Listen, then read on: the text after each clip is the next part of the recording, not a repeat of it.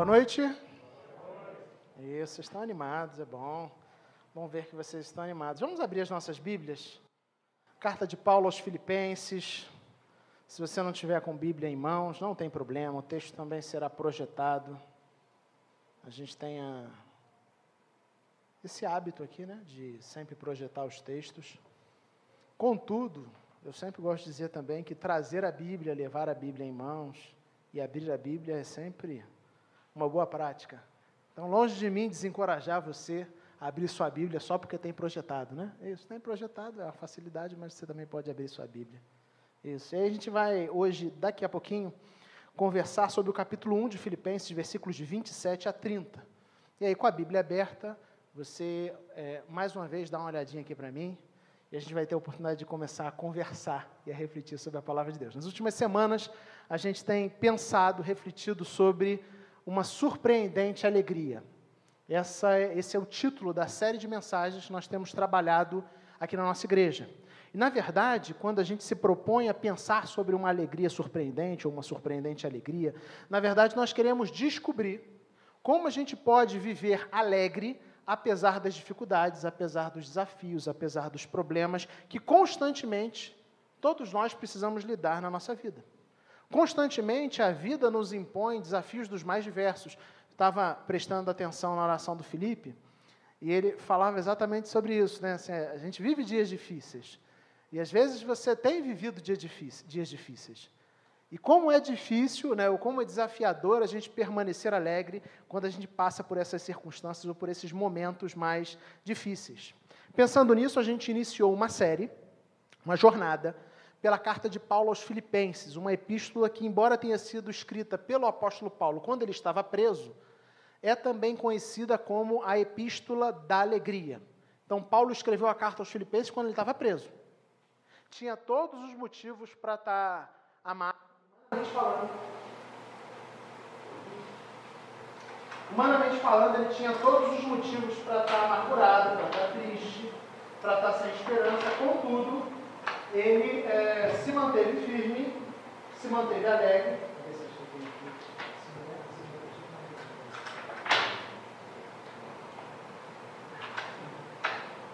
E som.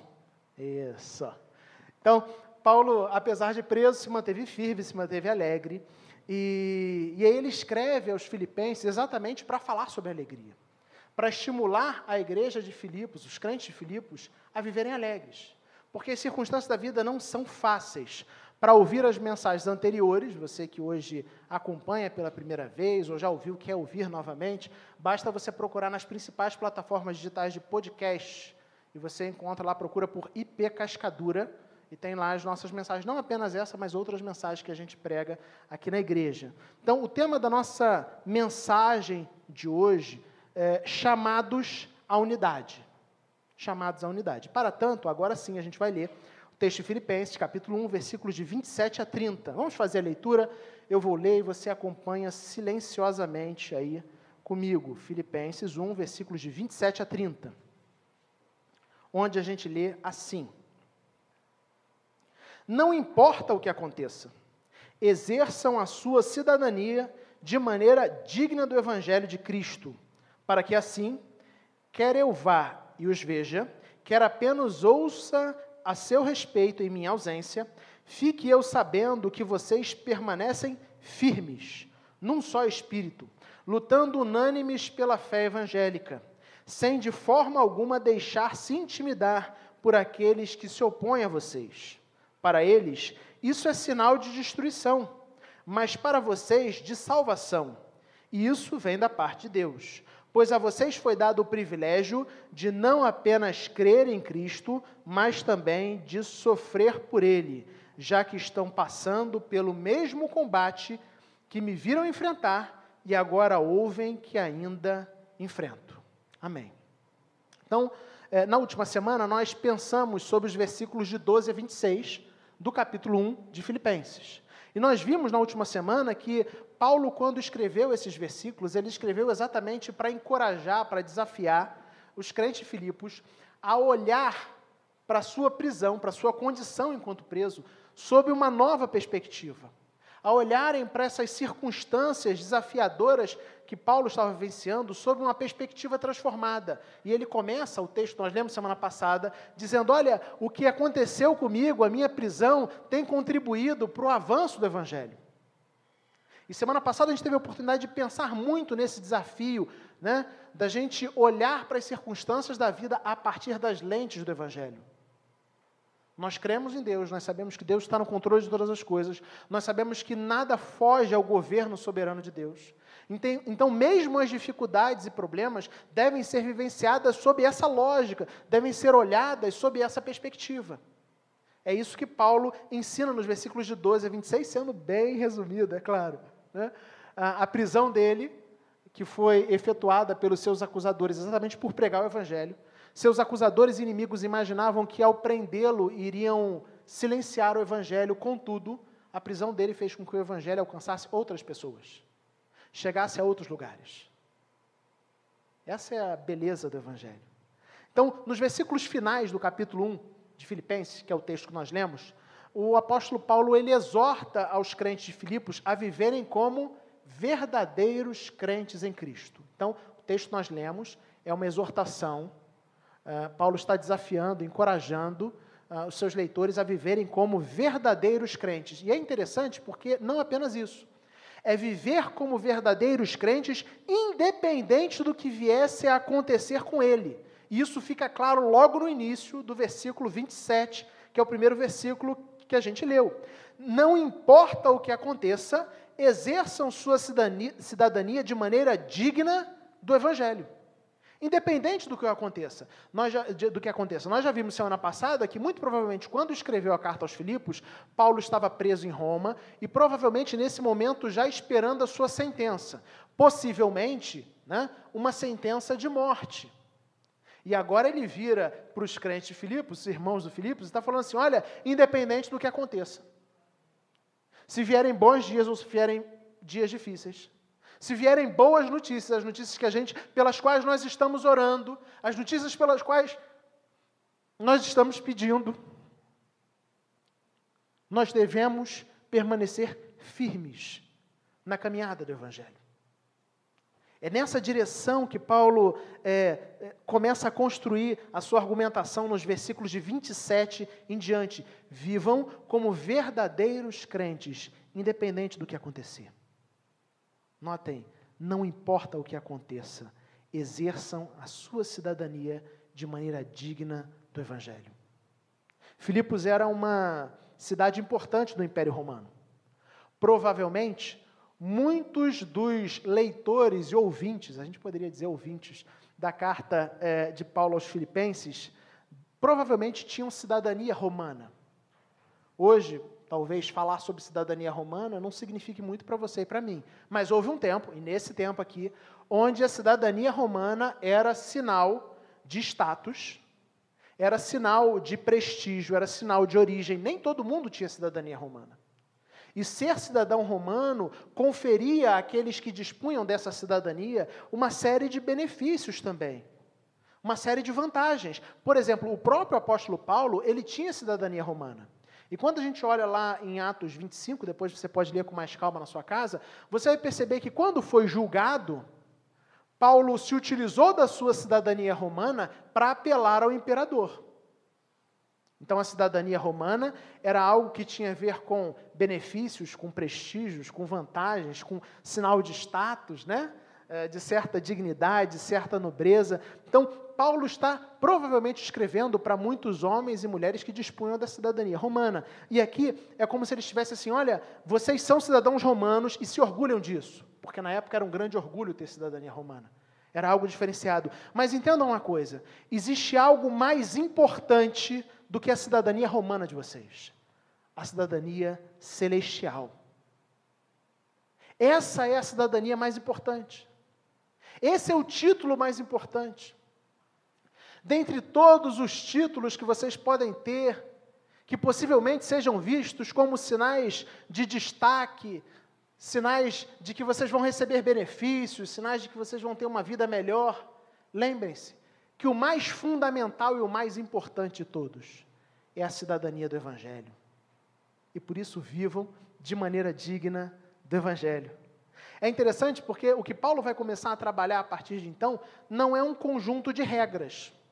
Ele aponta para um princípio norteador que vai orientar, ou deveria orientar, a vida da igreja.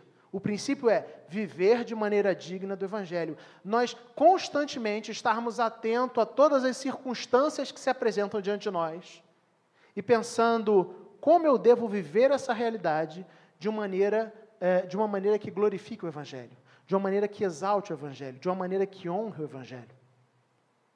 Então, mais do que ficar legislando sobre aspectos específicos, Paulo dá um princípio geral. Mas talvez você esteja me ouvindo e esteja se perguntando assim, pastor, entendi que eu tenho que viver de maneira digna do Evangelho. Mas, afinal de contas, eu ouço muito na igreja as pessoas falarem sobre o Evangelho. O que é o Evangelho? Você já se fez essa pergunta? O que é o Evangelho? Existem palavras que a gente utiliza com tanta frequência, tão comumente, que a gente não para pensar sobre o significado dessas palavras. A palavra Evangelho, no grego, ela é uma palavra que tem uma característica muito interessante. E exatamente por isso ela distingue a religiosidade, ou a religião, melhor dizendo, cristã, das demais vertentes religiosas.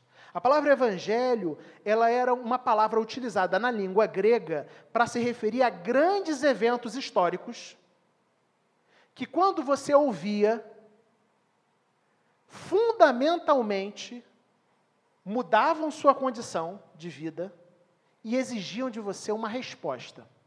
Então, a palavra evangelho era uma palavra no grego utilizada para descrever grandes eventos históricos que mudavam a vida, que afetavam diretamente a vida de quem estava ouvindo aquela notícia e exigiam uma resposta.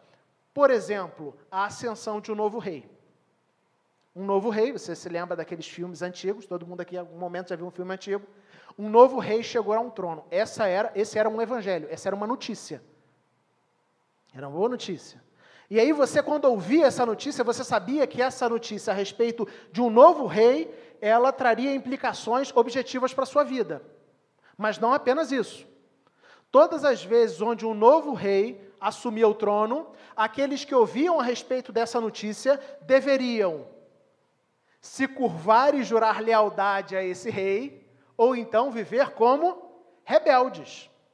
Não jurar lealdade ao rei era se rebelar contra ele.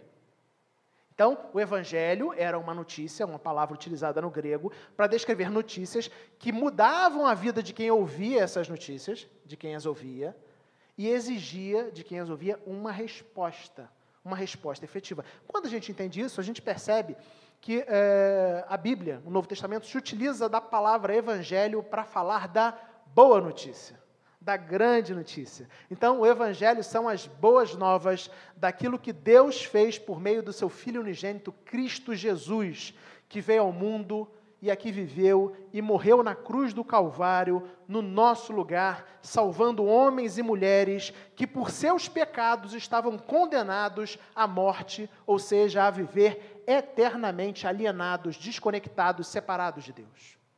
Quando a gente fala sobre o Evangelho, pensando num contexto bíblico, e hoje a gente utiliza essa palavra basicamente para tratar do texto bíblico, né? Nenhum de nós aqui fala grego, eu nem sei se essa palavra é utilizada no grego atual, não sei.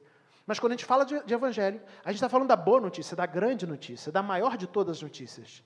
Deus Pai, na sua graça, no seu amor, na sua bondade, enviou Deus Filho ao mundo, para que Jesus vivesse a vida de plena obediência que eu e você não conseguimos viver.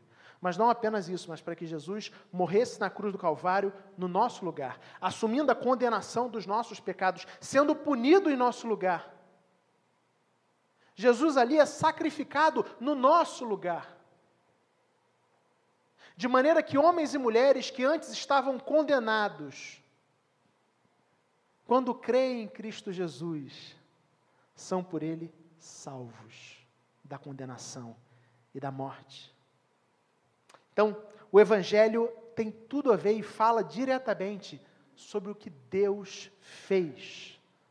Sobre o que Deus fez. O Evangelho não é um conjunto de normas ou regras daquilo que eu e você temos que fazer para que Deus nos ame. Não. O Evangelho é a boa notícia daquilo que Deus fez por meio de Jesus. Contudo, lembre-se da ideia da palavra Evangelho. É uma notícia que, querendo ou não, transforma a vida de quem ouve, afeta a vida de quem ouve e exige uma resposta.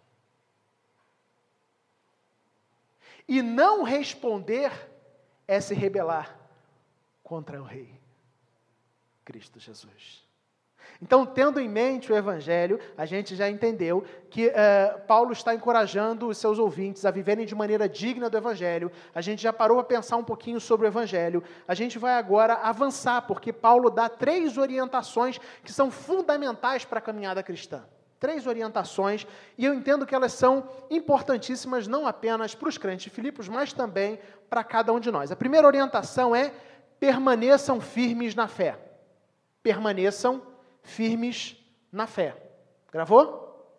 Primeira orientação, bem simples, bem básica: permaneçam firmes na fé. Versículo 27, parte B. Vamos ler. Parte A e B, né? Não importa o que aconteça, exerçam sua cidadania de maneira digna do Evangelho de Cristo, para que assim, quer eu vá e os veja, quer apenas ouça a seu respeito em minha ausência, fique eu sabendo que vocês permanecem firmes num só Espírito. Não é à toa que Paulo desafia aqui seus leitores a se manterem firmes na fé. Ele sabia que é muito comum que, diante da incerteza do que poderia vir a acontecer com ele, eles se sentissem desanimados, eles se sentissem desmotivados. Por isso ele está dizendo: olha, vocês devem viver de maneira digna do Evangelho. E como é que vocês vivem de maneira digna do Evangelho? Em primeiro lugar, vocês devem permanecer firmes na fé, independente do que aconteça. Vocês podem ter boas notícias, vocês podem ter notícias ruins, mas vocês devem se manter firmes. O fato, queridos, é que, infelizmente, muitas vezes nós permitimos que os insucessos, que os obstáculos da caminhada tirem a nossa força, nos desmotivem. É isso que comumente acontece com a gente. A gente passa por dias difíceis e a gente se sente enfraquecido, a gente se sente desanimado, a gente se sente sem vontade de continuar. A palavra grega aqui traduzida como firmes, no texto bíblico, né, permaneçam firmes, ela aponta para uma firmeza que tem a ver com, traduzindo a ideia do sentido, né, necessidade de perseverar, de persistir, e é também utilizada para apontar a necessidade de manter a posição numa guerra. Eu acredito que ninguém aqui esteve na guerra, certo? Mas todos nós já vimos filmes de guerra. Não sei se você gosta, alguns gostam mais, outros menos, mas todos nós, em alguns momentos, já vimos filmes de guerra. Você já viu aquele momento onde o exército inimigo se lança com tudo contra o outro exército? E aí eles vêm, e eu sempre fico impactado com aqueles filmes de batalha de campo, né? E alguém que está ali do lado do exército diz assim: fiquem firmes, aguentem. E vem aquela boiada, aquele pessoal todo, e você está vendo a morte chegar de perto, e tem alguém ali do seu lado e fala assim: fique firme, mantenha a posição. É essa a ideia. Permanecer firmes. Permaneçam firmes na fé. O problema, meu querido, minha querida, é que os obstáculos existem na nossa vida. Eles existem, eles são um fato. Diante dos ataques dos homens, e às vezes os ataques de Satanás também, a gente precisa entender que a gente deve se manter firme, a gente deve se manter em pé, a gente não pode retroceder. Quando a gente olha para o texto bíblico, a gente percebe que a ideia de perseverança na fé é extremamente frequente no Novo Testamento. Por exemplo, em Apocalipse, capítulo 3, versículo 10, a igreja de Filadélfia é elogiada exatamente pela sua perseverança. Ele diz assim: visto que você guardou a minha palavra de exortação à perseverança, eu também o guardarei da hora da provação, que está por vir sobre todo o mundo, para pôr à prova os que habitam na terra. Então eu creio que essa exortação da gente permanecer firme, ela é absolutamente fundamental, não apenas para os crentes de Filipos, mas também para cada um de nós. Porque a gente vive num momento onde comumente a gente precisa lidar com reveses da vida, com insucesso da vida, com pancadas de todos os lados. E se nós não entendermos a importância de permanecermos firmes, de mantermos a posição, nós iremos desanimar, iremos enfraquecer. De maneira mais fraca, é verdade, mas todos nós vivenciamos essa realidade de uma pandemia global que mexeu muito com a gente. Gente, a pandemia mexeu muito com a gente. Mexeu muito com a nossa cabeça, mexeu muito com o nosso coração, com os nossos hábitos. Os nossos sentimentos e emoções se tornaram confusos nesse período. Muitas pessoas desanimaram. Muita gente se afastou da igreja de Cristo. Muita gente se afastou de Cristo. Mas é exatamente na hora da batalha que você e eu precisamos manter a posição. Paulo não escreve isso aqui à toa aos Filipenses. É na hora da batalha que nós precisamos nos manter firmes. É na hora da batalha que nós precisamos manter a posição. Agora, sabendo que a capacitação para permanecer firme na fé vem de Deus. Vem de Deus. É somente nele.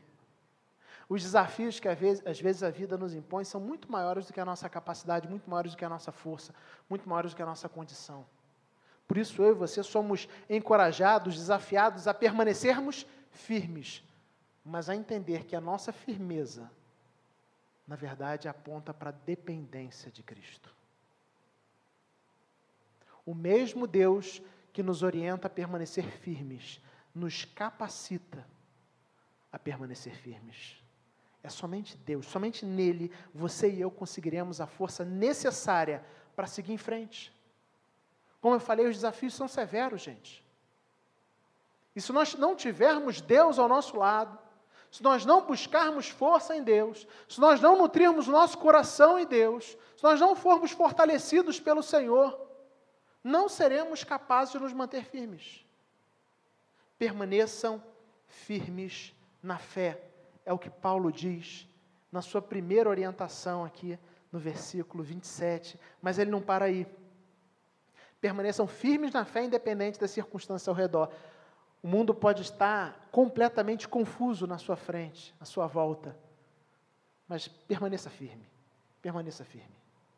E lembre-se de que a firmeza não é algo que está dentro de você, mas tem a ver com a sua dependência de Deus. Mas, em segundo lugar, além de permanecer firmes, o apóstolo Paulo também nos ensina a seguirmos unidos em todo o tempo. Então, a segunda verdade que eu quero que você grave no seu coração nessa noite é: sejam unidos em todo o tempo.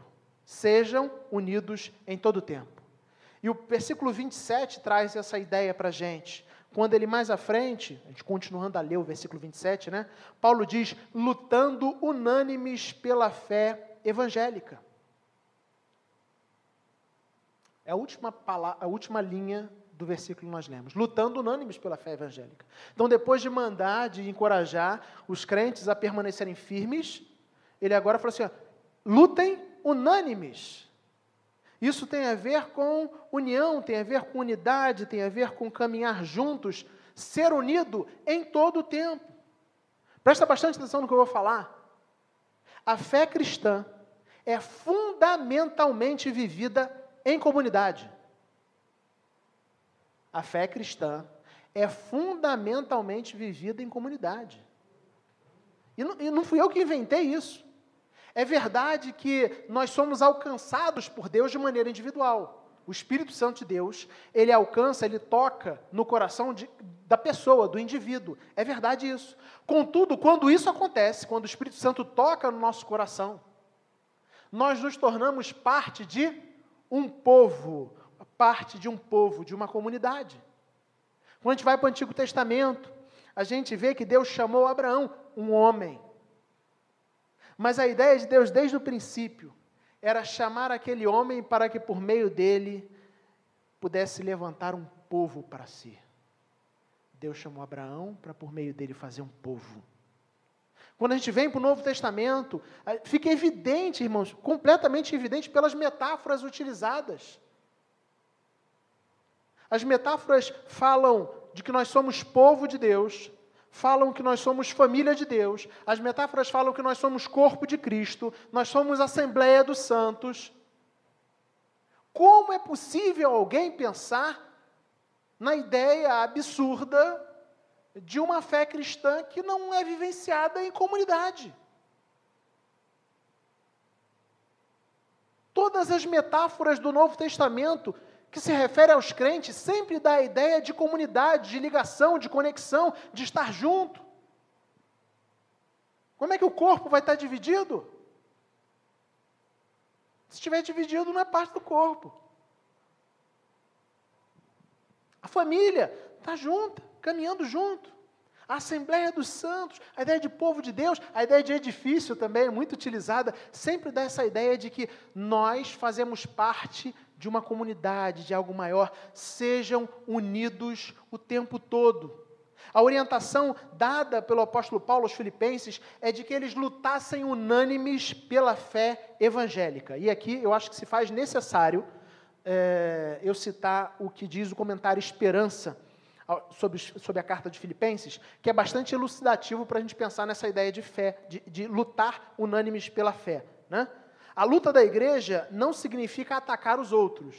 Então, quando Paulo está dizendo aqui sobre lutar pela fé evangélica, ele não está falando sobre uma espécie de guerra santa, onde nós tomamos armas para atacar outras pessoas. Não. A luta da igreja não significa atacar os outros, mas sim perseverar inabalavelmente diante dos ataques destes outros e do ódio do mundo. A nossa luta é perseverar, é continuar caminhando como igreja, é continuar junto, apesar das dificuldades, apesar dos desafios. Esse é o desafio. Todos nós precisamos estar engajados em comunidade, gente, para a gente resistir aos ataques, todos nós. Você precisa de outras pessoas, a gente precisa entender a absoluta necessidade de termos uma unidade comunitária para a gente poder vencer os obstáculos da vida. Gente que vai orar por você, gente que vai orar com você, gente que vai encorajar você, gente que vai ligar para você, gente para quem você vai orar, gente por quem você vai orar, gente com quem você vai orar, gente que você vai encorajar, gente que você vai caminhar junto, gente que vai ser instrumento de Deus na sua vida e gente que você vai ser instrumento de Deus na vida. A gente precisa estar unido. Sejam unidos em todo tempo. Entenda isso. Nós precisamos da comunidade para vencer os obstáculos e desafios da vida. Nós precisamos. De gente que caminhe com a gente. De gente que seja ombro amigo, gente que caminhe do lado, gente que apoie, que encoraje.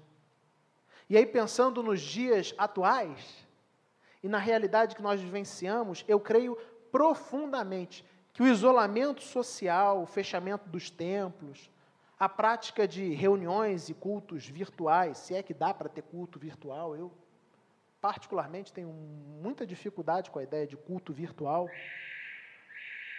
Isso foi um dos principais fatores para o enfraquecimento de pessoas. Não vou falar que foi o único, mas o isolamento, o não estar junto, o não caminhar, a falta de convívio comunitário, a falta de ver outros irmãos, de ser apoiado por outros irmãos, porque tem domingo, sinceramente, irmãos, tem domingo que a gente chega aqui e o nosso coração está destroçado.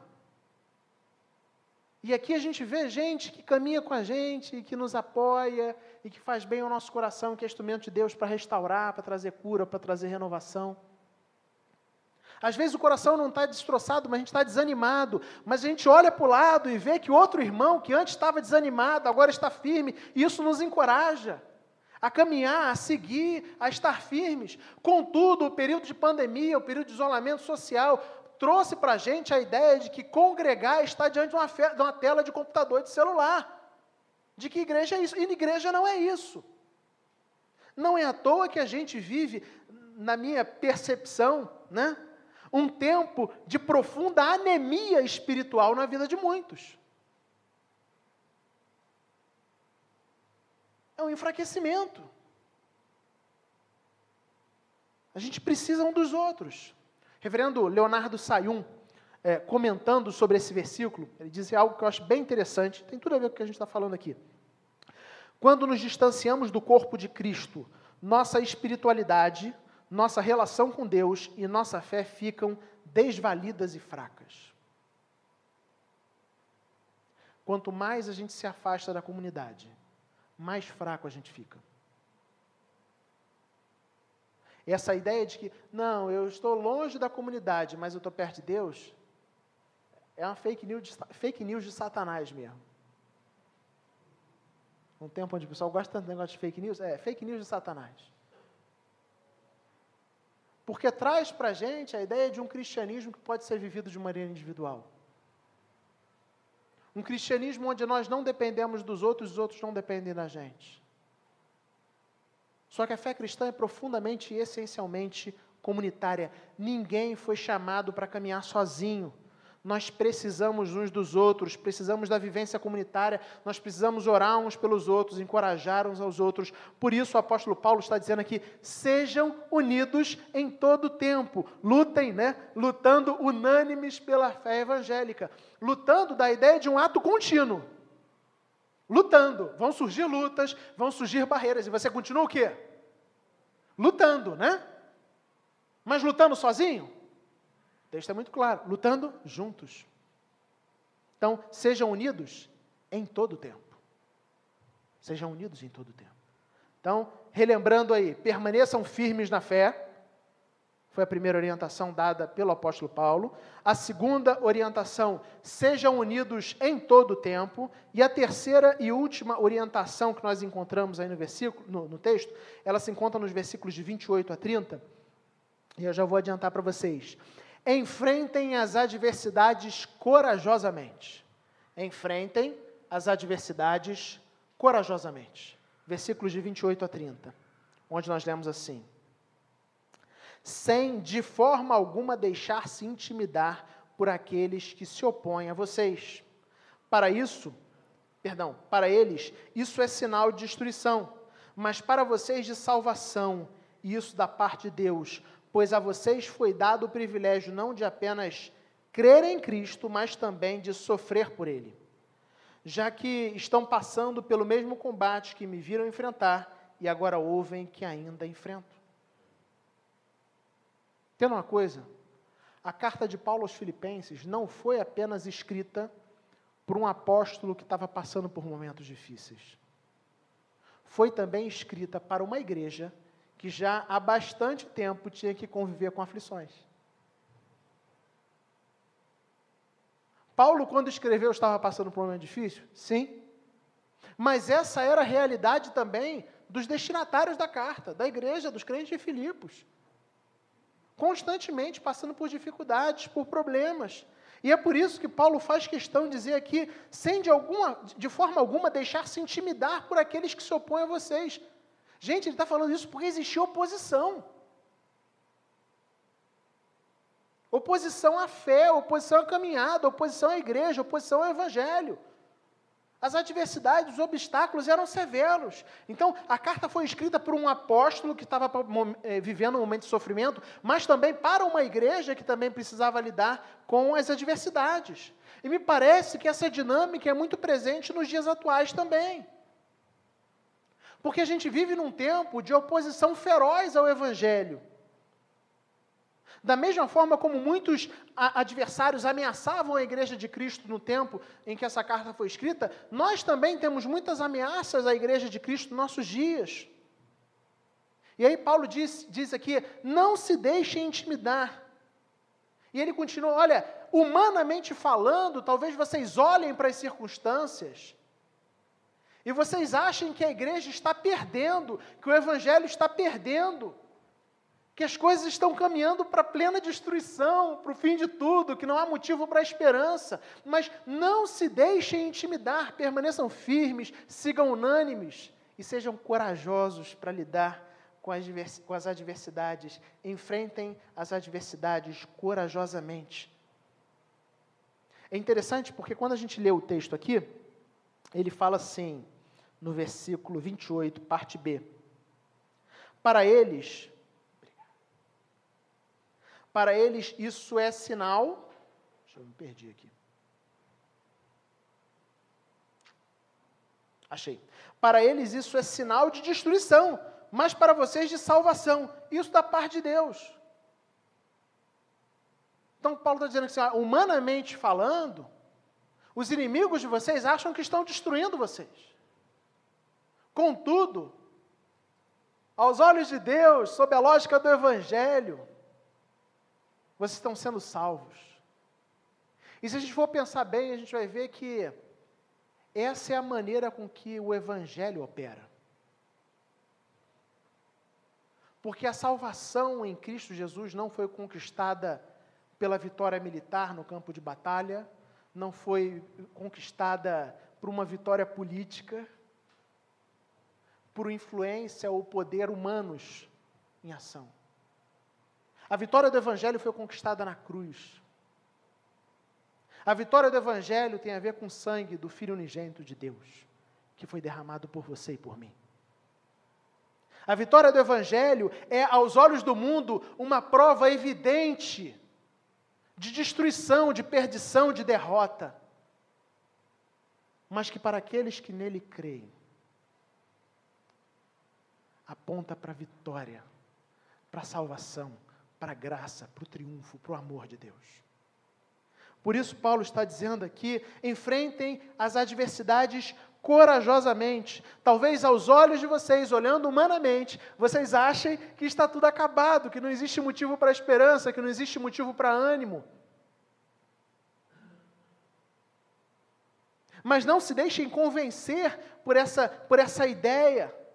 E ele continua. Talvez se você estivesse esperando que o texto ia terminar de uma maneira fácil, me parece que o texto não termina de uma maneira fácil. Ele continua e diz assim, e isso da parte de Deus, pois a vocês foi dado o privilégio não apenas de crer em Cristo, mas também de sofrer por Ele, já que vocês estão passando pelo mesmo combate que me viram enfrentar e agora ouvem que ainda enfrento. Paulo está dizendo assim, olha, vocês viram o meu combate. Vocês viram que a fé em Cristo fez na minha vida. Eu ganhei a maior de todas as coisas, salvação em Cristo Jesus. Contudo, por causa do Evangelho eu sofri, por causa do Evangelho eu fui apedrejado, por causa do Evangelho eu sofri naufrágio, por causa do Evangelho eu fui traído. Vocês viram um combate em mim. E ele diz, vocês também estão enfrentando o mesmo combate que vocês viram em mim. E eu acho importante a gente entender isso, entender que a gente deve enfrentar as adversidades corajosamente. Porque em muitos momentos a gente pensa no Evangelho sempre a partir da boa notícia daquilo que Deus fez por nós. E realmente, a mensagem central, fundamental, elementar do Evangelho é de que Deus fez por nós por meio de Cristo. Contudo, Paulo acrescenta uma ideia aqui que eu acho bem interessante. Quando ele diz assim, mas também de sofrer por Ele. E aí, quando eu li isso, eu fiquei capturado por essa ideia do por Ele. Porque todos nós somos muito estimulados a pensar naquilo que Deus faz por nós. Mas pouco estimulados a pensar naquilo que nós devemos fazer por Ele. Nós vivemos num tempo onde as pessoas querem o Evangelho apenas do Deus que faz por elas. É salvação, maravilha, eu quero. É bênção e eu quero. É vaga de emprego, eu quero Deus fazendo por mim, eu quero Deus trabalhando a meu favor. Essa é a ideia predominante no nosso tempo. Contudo, quando a gente olha o texto bíblico, é verdade que Deus trabalha por nós? É verdade, eu não estou negando isso. Contudo, o texto bíblico também fala da gente sofrendo por Cristo, sofrendo pelo Evangelho. E enfrentando o sofrimento de maneira corajosa, enfrentando as adversidades de maneira corajosa, pois a vocês foi dado o privilégio, notem, o privilégio de não apenas crer em Cristo, mas também de sofrer por Ele. É um privilégio. E eu sempre lembro, quando eu leio esse versículo, eu lembro do texto de Atos, onde os caras estão pregando o Evangelho, e aí eles são chamados para prestar esclarecimento, são açoitados por pregar o Evangelho, e aí eles voltam para a igreja, e eles falam assim, a gente está feliz, porque a gente tem a honra de ter sido açoitado pela causa do Evangelho. E quando eu leio textos como esse, eu falo assim, Senhor, tem misericórdia da minha vida. Tem misericórdia, porque eu sou um crente de mertigela. Eu sou um crente que costumeiramente e comumente está interessado ou preocupado apenas com aquilo que o Senhor pode fazer por mim. Mas que em momento nenhum, ou em raros momentos, é estimulado a pensar naquilo que eu devo fazer pelo Senhor. E viver aquilo que o Evangelho exige de mim. O desafio do apóstolo Paulo é de que eles enfrentassem as adversidades corajosamente. Eu quero então concluir recordando com vocês os aspectos que destacamos. Em primeiro lugar, permaneçam firmes na fé. Mantenham a posição. As batalhas vão vir, as dificuldades vão existir, mantenham a posição. Em segundo lugar, sejam unidos em todo tempo. Não existe a possibilidade de vivenciar a fé cristã de maneira saudável sozinho. A fé cristã ela é comunitária. Quem diz isso é a palavra de Deus. A fé cristã é comunitária. Sejam unidos em todo o tempo. Você precisa dos outros e os outros precisam de você. Por fim, enfrentem as adversidades com coragem, corajosamente. Talvez a gente tenha que inventar. Tem gente que ora pedindo essas coisas. Eu não peço essas coisas, não. Eu não peço que Deus mande sofrimento e dor, e martírio e perseguição. Eu não peço isso. Acho que a gente não deve pedir essas coisas, não. Contudo, é inegável que... como é que eu posso dizer? A simplicidade dos desafios que nós temos para vivenciarmos a nossa fé, talvez esteja nos tornando mais acomodados. Muito preocupados naquilo que Deus pode fazer por nós. E pouco preocupados ou nada preocupados naquilo que nós podemos fazer por Ele. A pergunta é, você de fato está disposto a fazer algo pelo Senhor? A sofrer pelo Evangelho? Essa pergunta é muito radical, eu sei disso.